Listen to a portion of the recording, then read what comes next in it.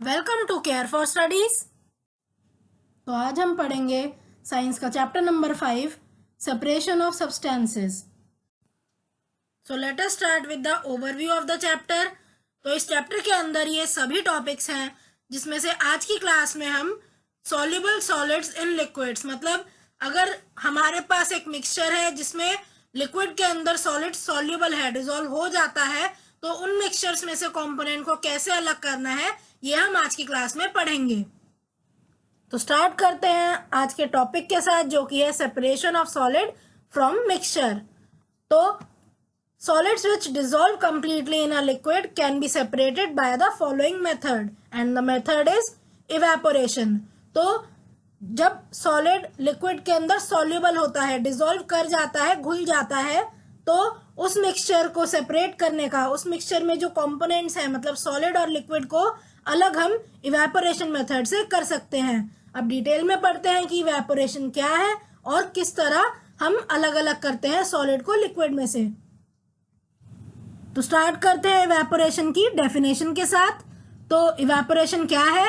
The process of converting liquid water into water vapours on heating is called evaporation. तो heat करने पर जब liquid water, मतलब जो पानी है जो लिक्विड स्टेट में होता है, वो वाटर वेपर में कन्वर्ट हो जाता है, तो यही जो पूरा प्रोसेस है इसी को बोला जाता है इवेपोरेशन। तो वो प्रोसेस जिसमें लिक्विड वाटर कन्वर्ट हो जाता है वाटर वेपर में, मतलब कोई भी लिक्विड अपने वेपर्स में कन्वर्ट हो जाएगा, तो उसी प्रोसेस को बोला जाता है इवेपोरेशन।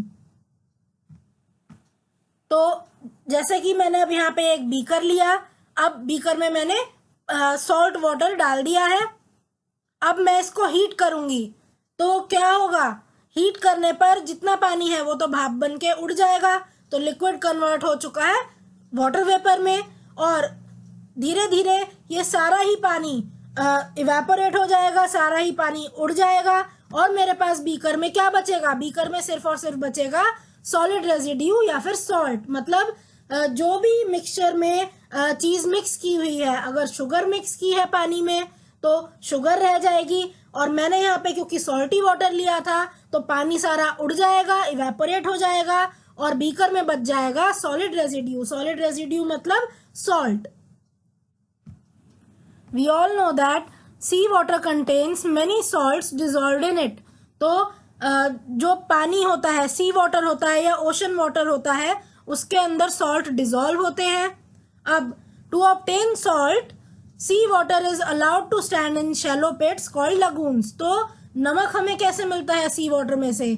जो सी वाटर है हम उसे शैलो पिट्स में रख देते हैं, बहुत टाइम तक वो वहीं पर रखा रहता है। जैसे कि आप नीचे पिक्चर में देख रहे हो, ये एक लगून की फोटो है, लगून की पिक्चर है। शैलो पिट का मतलब होता है गड्ढे। तो आप जैसे यहाँ पिक्चर में देख सकते हो, छोटे छोटे से गड्ढे बना रखे हैं, ज्यादा डीप नहीं है ये गड्ढे, और ये जो पिट्स हैं इनमें सी वाटर फिल कर दिया जाता है, और ये बहुत दिनों तक ऐसे ही रखा रहता है। Over a period of time water evaporates completely due to the heat of sun. तो क्या होता है, जैसे जैसे समय बीतता है, मैंने कहा बहुत दिनों तक पानी इसी में इकट्ठा करे रखते हैं, तो धीरे धीरे अब धूप बहुत ज्यादा होती है, तो जो सन की हीट है उसकी वजह से पानी इवेपोरेट हो जाता है, भाप बन के उड़ जाता है, और क्या बचता है पीछे? पीछे जो सॉल्ट है वो यहीं पर बच जाता है, और उसको फिर क्या किया जाता है? उसे कलेक्ट कर लिया जाता है।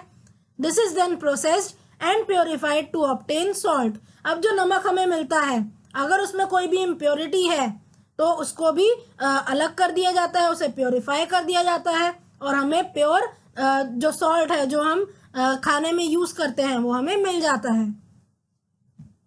तो क्या सीखा हमने आज की क्लास में?